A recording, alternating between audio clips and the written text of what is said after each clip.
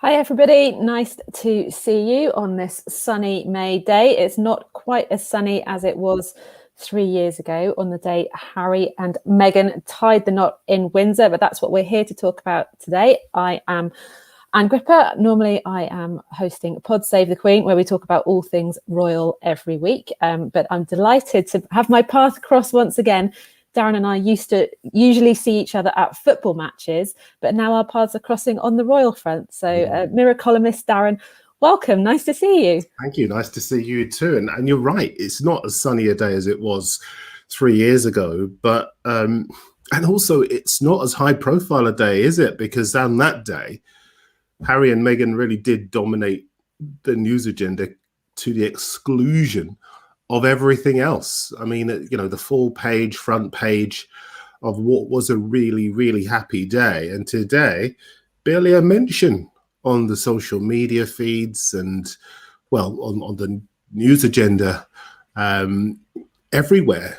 And you have to say at their behest. But I don't know if you agree, and it's a little bit of a shame. Well, I think there's two reasons for that. I think one, America is only just waking up, and they're on the West Coast. So what are they now? It's probably still in the early hours of the morning. They might be up with Archie, or Meghan being very pregnant might be up early, needing the bathroom or such like, but it's early days there. So I think they are in a different time zone now. So if they do share something on their website, and obviously we saw they did share that lovely picture of Archie with the balloons for Archie's birthday a couple of weeks ago. So I think we may see something a bit later on. Obviously, the big royal news this time around today is Princess Beatrice. She's announced that she's having a baby come the autumn. But no, it is interesting how times have changed. So it's their third anniversary. Do you know what you have to get for your third anniversary? Do you know what it is, Darren? Good job. It was listening. Long time ago for you, though, I think. So it's 3 years is leather. So if you are watching the Facebook Live and would like to share in the messages what you got for your beloved on your third wedding anniversary, keep it clean, then we would be interested to hear.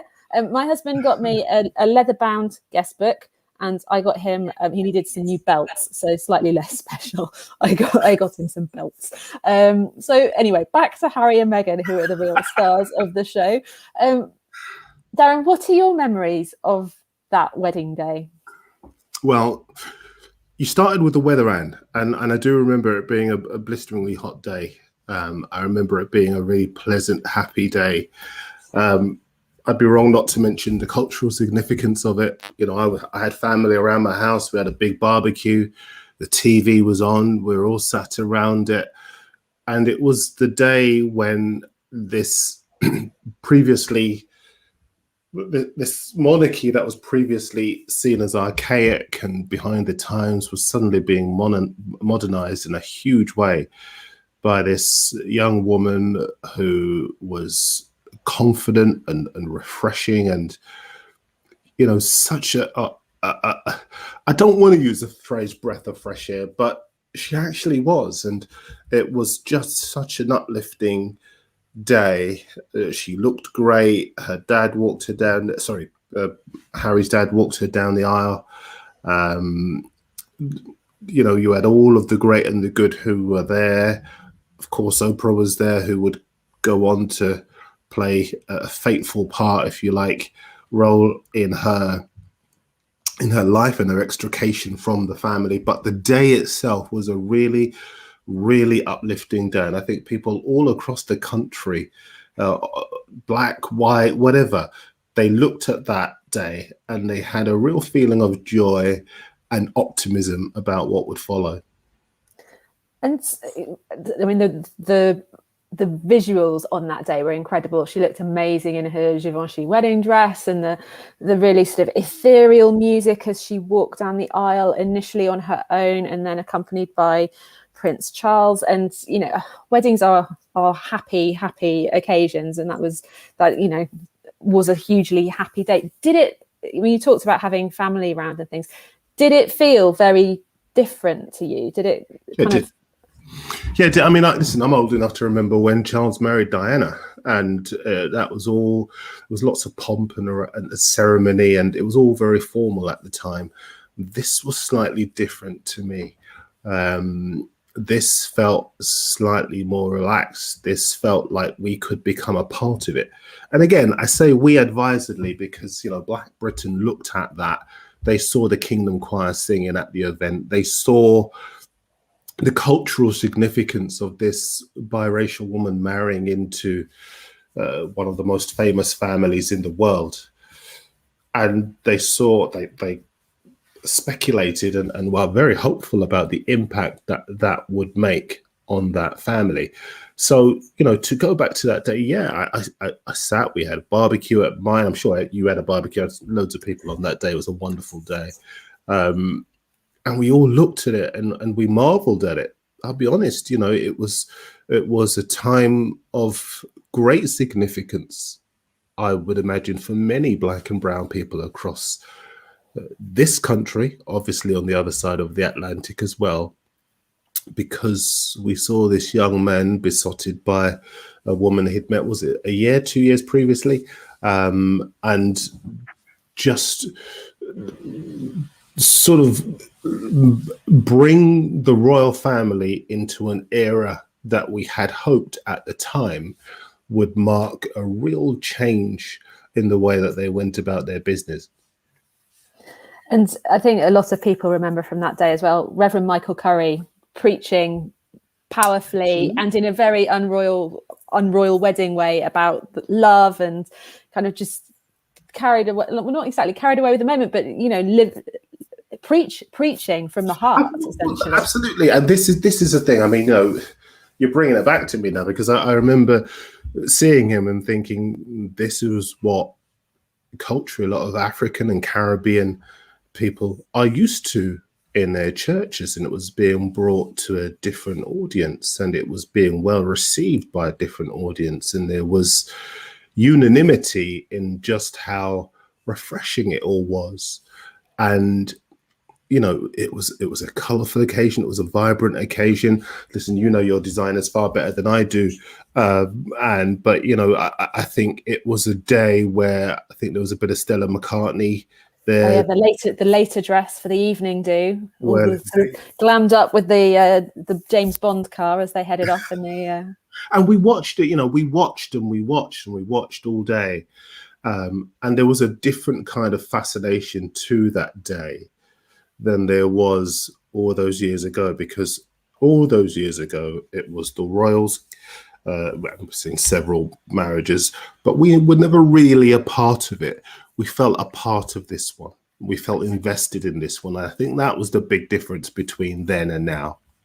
And had you had that sense from the moment that Harry and Meghan announced their engagement? And, one of the first visits they did afterwards was to go to Brixton in southwest London, which was kind of the original place where so many people from the West Indies who arrived, that was a bit of a statement of, this is a woman of mixed race heritage who is marrying into the royal family. And I remember people, as Victoria Murphy was our royal correspondent at the time, she spoke to people there, and people there spoke about, I can see someone who looks like me, or the connection felt different rather than it just being people who live in a great big palace whose lives are nothing like mine. Yeah, absolutely. And that's why so many people connected immediately with her. She was down to earth. She showed herself as willing to, seen, haven't we, with the podcasts and the willingness to really interact, not keep people at arm's length, shake hands, and then basically disappear into her circle, but to actually connect with people in and around her, talk to people, listen to their stories, engage with them, connect with the social media generation, but also with the cultural build that bridge between the two cultures that didn't exist previously. We'd like to kid ourselves that it did, but actually, as we've seen with some of the things that some of the royals have said, they quite clearly that connection wasn't there. It was more a fascination with other cultures. But with Meghan, there was somebody that everyone believed in. Everyone wanted to have a happy marriage and wanted to kind of make a success of joining the firm, as it were. And they certainly went into it with, you know, huge plans, and it was a kind of a statement of intent that Meghan had all of the flowers of the Commonwealth countries embroidered over her veil, and it was thought that really Meghan and Harry, you know, they would kind of be hugely working with and in the Commonwealth as a key part of their role, and a good place for them to make their royal life, if you like, and make a difference and an opportunity there. And, you know, we saw Meghan getting involved in different projects, and Harry carrying on with Invictus and mental health and all of the things that he has been passionate about. And it seemed initially, you know, he was this power couple with so many ideas of things that they could do. We saw, you know, the first tour of Australia and New Zealand, where they were, you know, warmly welcomed, and it was kind of a classic royal tour. You had the baby announcement just pretty much as they arrived, and at that stage everything was kind of situation normal-ish, but then the cracks sort of started to appear, and the sort of the separation of the two households with the Cambridges.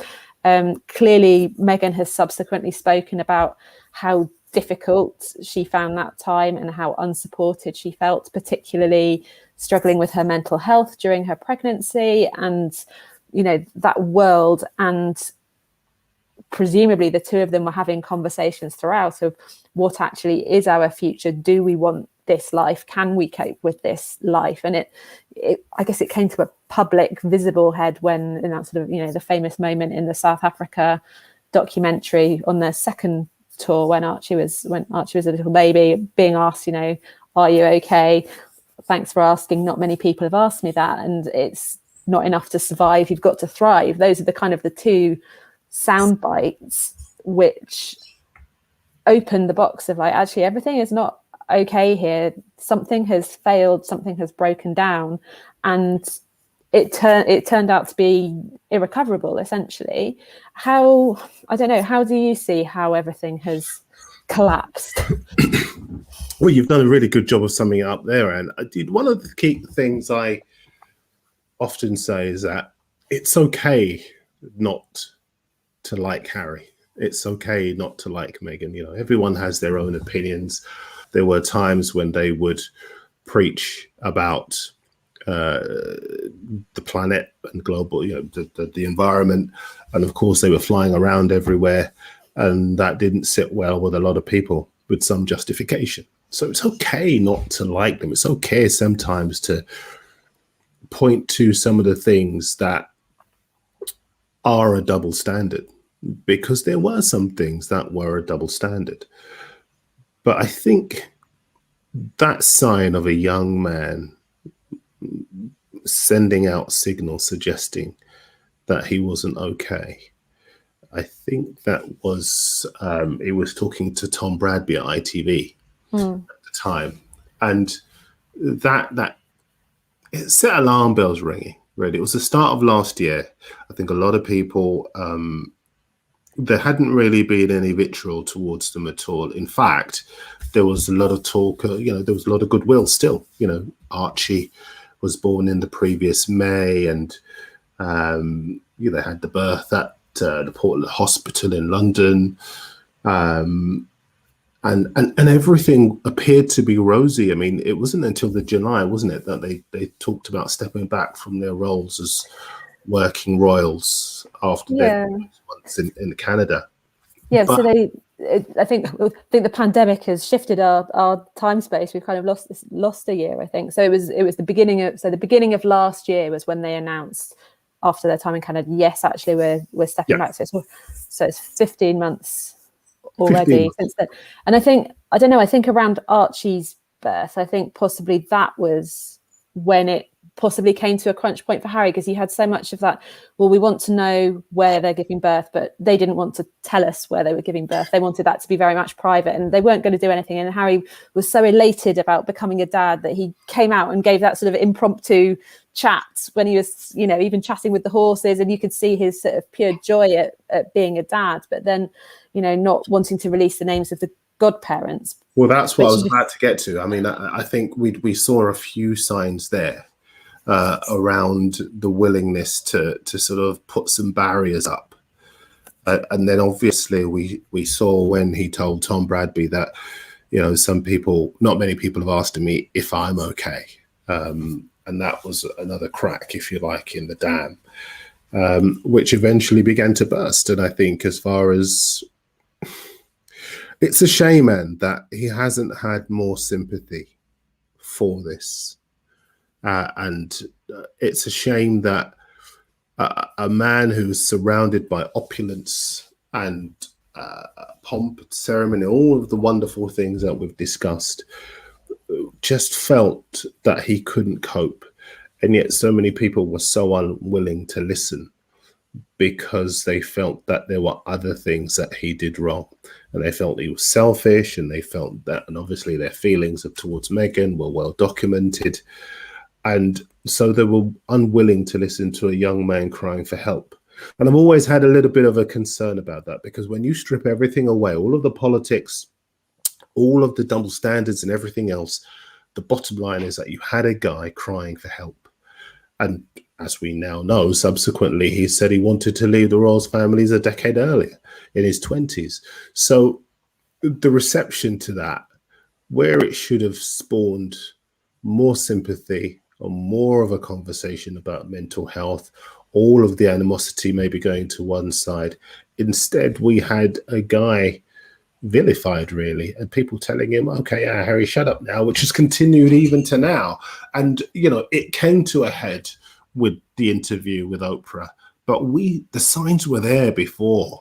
And too few of us, I think, listened to them.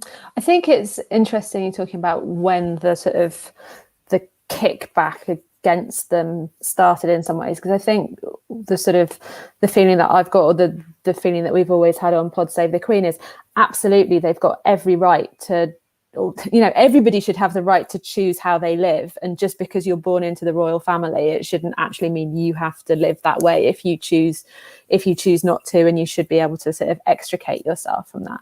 But I think it's the classic case of it's the manner in which they did it, which frustrated so many people, in terms of, we knew they were in Canada, we knew they were taking a break, we knew they were kind of thinking about what their life would be. Would they go potentially, spend some time in Africa and sort of have a bit of separate time away while they got used to their early married life? I mean, this was something that William and Kate managed to do. They had some quiet time in Anglesey, establishing themselves as a couple, as a family unit, before they launched into royal life, which, I do just feel like if Harry and Meghan had a moment to compute all of this, maybe things would have been different. But whether they felt they needed to really sort of throw themselves in and make up for lost time because they'd met each other later or whatever. But so they were kind of considering their position. We knew they were in Canada. We knew there were things that they were not happy about, or how they wanted their royal roles to be, and they wanted it to be different, but exactly how wasn't sort of clear. But then they came back for that sort of flying visit in January last year, went to the Canadian embassy and said hello there, basically, thanks for having us in Canada. I mean, there was talk about, might they set up home permanently in Canada? I think even at that stage, possibly. Can't remember. so much has gone on. But then when the sense was that they just announced, we're stepping back from these from our roles, we want to be financially independent, we want to carve out new roles, we want to have our cake and eat it, was a lot of what the perception was. Essentially, we want to be able to do our own thing and do the bits of royal stuff that we like. So there was a sense of that, and there was a sense of, hang on a minute, the Queen didn't know that this was coming. Like, do what you like, but don't mess with the Queen. She's the Queen. She's the head of the family. She's an elderly lady. She's your gran. You've got to respect your gran. Ultimately, whether she's the Queen or not, everyone's got to respect their gran. But and I think there was, how they went about it caused quite a lot of bad feeling in some ways. As we all know, there is no easy way to break up in any context. And so I think I could understand the concern that there was. I mean, I just saw Christine Black saying a second ago, good on them, because of effectively they took a decision knowing that it would be a difficult decision to take, and knowing that they'd get a lot of vitriol whichever way they did it. There was no way that they could have done this that would have met with the approval of all of the people all of the time. And so what they decided to do was put themselves first. And I know a lot of people talk about the Queen and Prince Charles, and obviously the very sad illness and subsequent passing of his grandfather as well. But if I just think about Harry full stop before we even get to Meghan, I think Harry decided to do what a lot of young men are doing, thankfully. It is putting themselves first and putting his own mental health first, putting his own headspace first, and worrying about the fallout afterwards. And if you think about the royal family, it's a very dysfunctional family. And, you know, so everyone wants you in your box. Everyone wants you to do the things that they want you to do. There is this sense of duty, almost like the older, you're far too young to remember, but a show from the 70s, Upstairs, Downstairs, where, you know, you have your role and you perform your role and you don't have a voice and you don't do anything else. And Harry didn't want to be that guy. And I think a lot of young people, this is where we talk about the modernization and the current generation identifying with them as a couple. These guys talked about issues that affect young people today, that affect the younger generation today, that affect a generation more in tune with their mental health, more willing to sacrifice stuff rather than put themselves through the ringer because somebody else will then be happy if they do that. And that's why there is such a groundswell of opinion from ordinary people, from young people towards Harry and Meghan. People my age, I dare say people your age, and will be upset with them. But younger people who get told to preserve their mental health day in, day out, they will identify with Harry and I think with Meghan. Certainly, you know, a lot of Black people across Britain identify with Meghan being the only person in the room and being someone who was in a position where she wanted to express herself, but she couldn't, and anything she did wasn't good enough. And we saw all of the signs from, I'll be careful what I say here, but various people saying various things about her. But certainly Harry, just to focus on Harry, I think that, yes, there were people unhappy with the impact on the Queen and the impact on Prince Charles and the impact on Prince Philip. But Harry had to preserve his mental health and he did the right thing. And it doesn't really matter what doctors say and what this person says and what that, even what I say, Harry had to do what is best for him. And that's why so many people have a lot of time for him, younger people. Yeah, certainly. And what have you made of the new life that they are building together? I think it's probably, you know, the pandemic probably slowed down them being able to launch Archwell potentially, and you know, put a big change in a lot of people's lives over the last year. But over the last few months, they've really, you know, they've signed various deals. They've got their podcast. Harry's about to start his Apple TV show. He was on a guest on a podcast last week talking about mental health.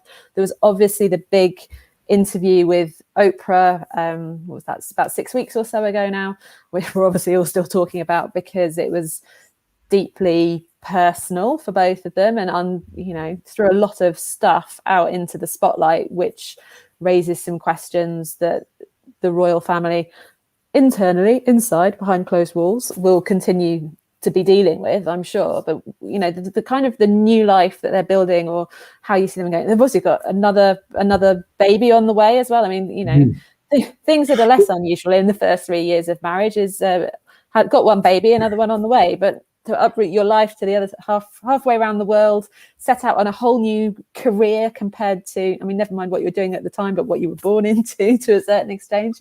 You know, it's been big changes. They were told that, you know, if you want to leave, you know, repay, you know, give us back the money for the Frogmore Castle and that accommodation there. And they said, okay, we will. They gave it back.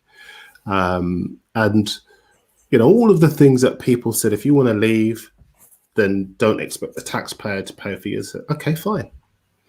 And a lot of people, let's not kid ourselves, expect them to fail. They expected them to fail. They wanted them to fail. They wanted to teach Harry and Meghan a lesson. And they wanted them to realize that the right thing to do would have been to stay. But there are lots of people of their generation who, you know, basically say, no, we're not going to do the things the way the last generation did, the way my parents did them, the way my grandparents did them. We're going to do things our way, a different way. And they're being characterized as selfish for doing that. And they're being characterized as you said it earlier, didn't you? A lot of people see them as having their cake and eating it. But unfortunately, Harry can't help what family he was born into. That's not his fault. He can't help who he is. You know, but if he wants to undertake any kind of venture, he does have that added value of being who he is. So from that point of view, I can understand why some people would be annoyed, but I could also understand why he has the right to go and undertake his own projects, having decided that he doesn't want to be constrained by the role that he had to play in his former life, if you like. So if you're asking me what I make of their life now that they've broken free from the royal family, I think they're happy. And that's the most important thing, to be happy. They clearly are still besotted with each other. You see the pictures, I think these were released around about the time of the announcement of the second baby. And there are a couple now who, having been unshackled by the duty and the constraints that kind of held them down, feel able to do whatever they want when they want. And what they're using that time to do is talk about issues. Some people, I saw one of the celebrity doctors saying today, you know, Harry's become a victim. Harry's reveling in his victimhood or something along those lines. No, he's not. He's trying to help other people by being open about the position he finds himself in, emotionally, mentally. And I think that can only be a good thing. You can only criticize someone about the money, about the status so much. But you know what, he's decided that he's not going to take that on board. He is going to do him. And I think that's a good message for a lot of young people across the country. No, absolutely. Being happy is a valuable thing to strive for. Thinking back to 3 years ago and you and the people who were at your barbecue and you had sort of that excitement and hope. You should have come. Well, I was working in the office, but my husband was kindly making me some afternoon tea for when I got home. So we had some pink champagne and some little sandwiches in a garden party style instead. But, you know, you talked about that sort of feeling of a greater connection with the royal family at that stage. So thinking 3 years on and all of the water that has gone under the bridge since, how do you and the people that you spent that barbecue with, if you've talked about it with any of them, how do you feel about the royal family now? Do you feel worse than you did before? Do you feel different? Or we've talked about Harry and Meghan a lot, but how do you feel towards the royal family? It's a good question, because the royal family, there's an argument for saying that the royal family is not unlike any other family, as so much as they give the illusion of being perfect from the outside. But from the inside, there are lots of things that go on behind closed doors that they want to keep behind closed doors.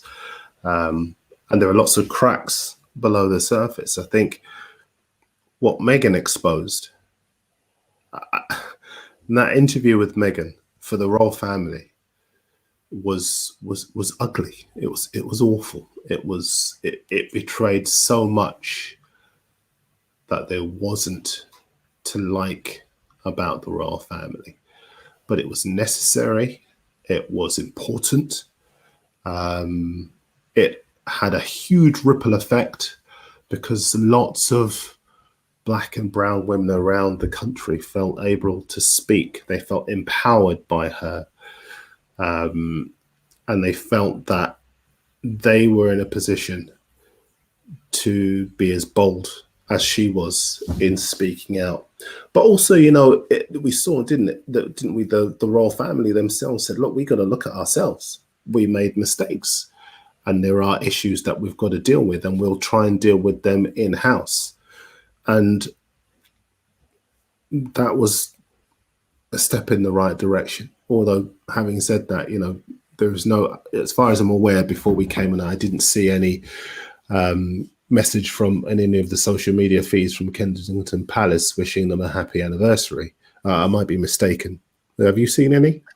Not so far. No. Not so far.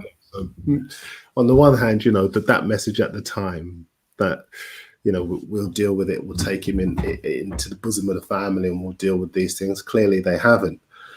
But that's, you know, it is what it is. I think as far as the perception of the family is concerned, the optimism of that day clearly didn't pan out. I don't think anyone's perception of the royal family has changed since then. I think a lot of people will look at Prince Andrew and say, you know, the spotlight really does need to be more on him than it does on this young couple.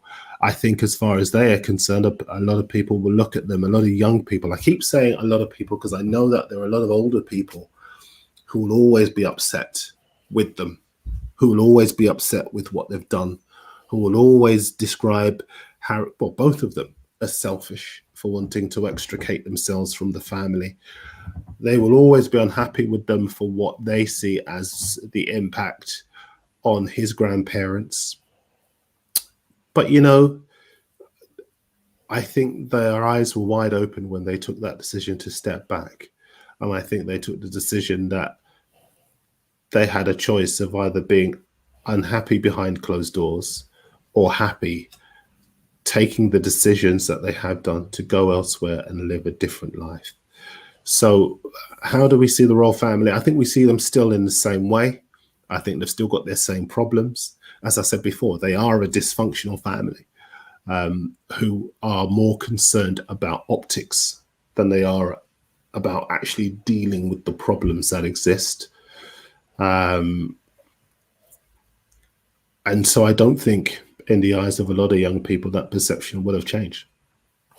Well, I think, you know, it's going to be really interesting to see what Harry and Meghan do next. They've made a good start and they're clearly sort of picking up some speed, although obviously I'm sure Meghan will be taking some time out with the imminent birth of baby number 2, which will be something to look forward to. You asked me, how's your perception changed? What do you think of them? Oh, interesting. I guess I feel disappointed that it couldn't work out. Maybe it was never going to work out. And you know, are you a fan of Sliding Doors, the film? You know, there's that moment when things could have been different. There must be so many moments where things could have been different. I mean, fundamentally, maybe if Harry never wanted that life from in his 20s, then maybe nothing would ever have worked. But if people had been a bit more aware about not just what they were saying, but how it would be heard by the person they were saying it to,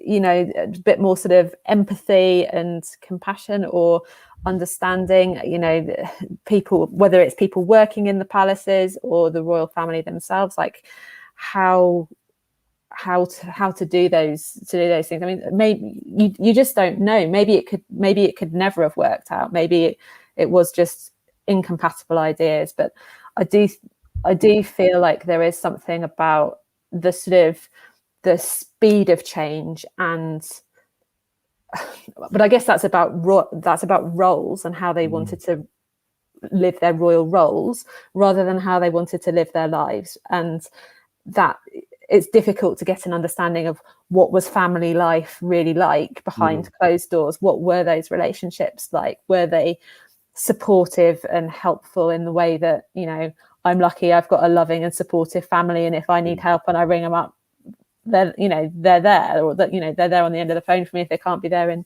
in person. And you would hope that that is the kind of family, for all that they're a royal family, that they can be that to each other as well. But that you just don't know, and you kind of suspect not, that they're a bit more stuffy and standoffish, for all the, you know, funny gifts at Christmas and there are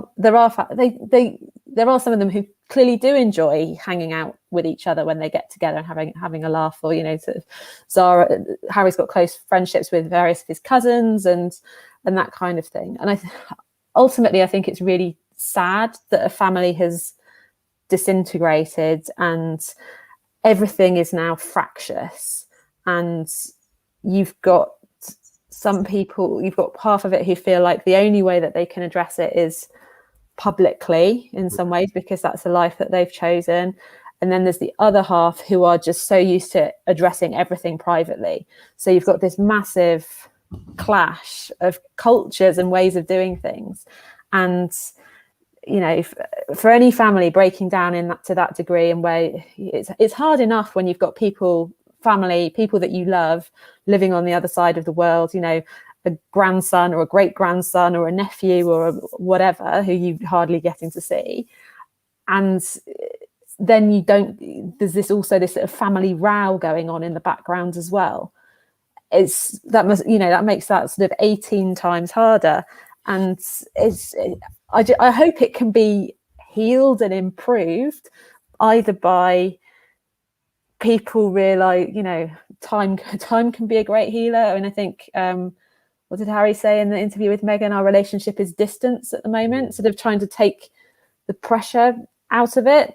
Whether the pressure is taken out of it when they're constantly talking about things publicly harder, I don't know. I feel sad and I feel disappointed, because I would love to see in that other half of the Sliding Doors film what Harry and Meghan were doing in the Commonwealth. And I think a lot of the things that Meghan maybe thought she couldn't do or wouldn't be allowed to do in her royal role, I think she could have done them. She might not have been able to do them immediately, but, in terms of speaking up for girls' rights or girls' education, or, girls around the world having rights to particular things and access to all of those things, I totally think that she could have done that. We see Sophie Wessex is taking up a lot of those sort of batons and running forward with them. But it's all very well having a job that is fulfilling, but if your life and your family life and your home life isn't fulfilling, that's ultimately what makes you happy. A job, even if it's a royal job, is just a job. And I think you make a good point. She could well have done all of those things, but the big problem is that excuse me, as I think Deborah Henry's been on talking about, it's their life and they're good on them sort of thing, because nobody knows what goes on behind closed doors. And we got a little glimpse of that, didn't we, when Meghan talked about being unhappy, going to people and saying, look, I need some help, and being told that she couldn't get that help because she wasn't an employee. She was there were moments when she clearly described not being able to cope, and Harry, being a young man, didn't really know what to do about it, didn't know how to help her. Then there were the unsavory bits that I probably skirted over a few times, but the racially offensive comments that were made behind the scenes, the feeling that she was very much unlike the other people. There wasn't that willingness to make her part of the family. She always felt different as being part of that family. There were lots of things that were problems other than whatever the role was or wasn't. And I think that was a big part of the problem. I don't think there was yes, they did speak honestly, but it openly rather. But it takes a lot of doing to do that. To find yourself in a position where you've got so few people to talk to that you have to actually execute an exit strategy. And I think they spoke openly, knowing that if they did do that, there really would be no way back, because they wanted to get out of there. So again, you keep going back to the barbecue, and you're right to do that, because I think I'm like you. I am disappointed. There was so much promise on that Saturday in the sunshine, and there were so many people up and down the country wanting them to do well, but none of us could have known as they walked down those steps excuse me, what would follow. I don't even think they realized, being young, happy people, deliriously in love, realized what they were getting into, and maybe at that point they believed things would change. How often have we said that within our own families of origin? You know, we hope that things would change, and they didn't. And as I say, there are lots of people hammering them both, but there is a lot that goes on in ordinary families that's very similar to what's gone on within the firm. And I think that's why they have a lot of support from people who can see both sides of the story. Absolutely. I mean, it's clear they're not going to go anywhere. They're going to use their platforms for good, and try to continue that work on mental health and such like. And I mean, we've been chatting away for 40 minutes. I mean, we could probably chat for another 3 years, I think, about all of this. If people want more royal chats, then do check out Pod Save the Queen, our royal podcast.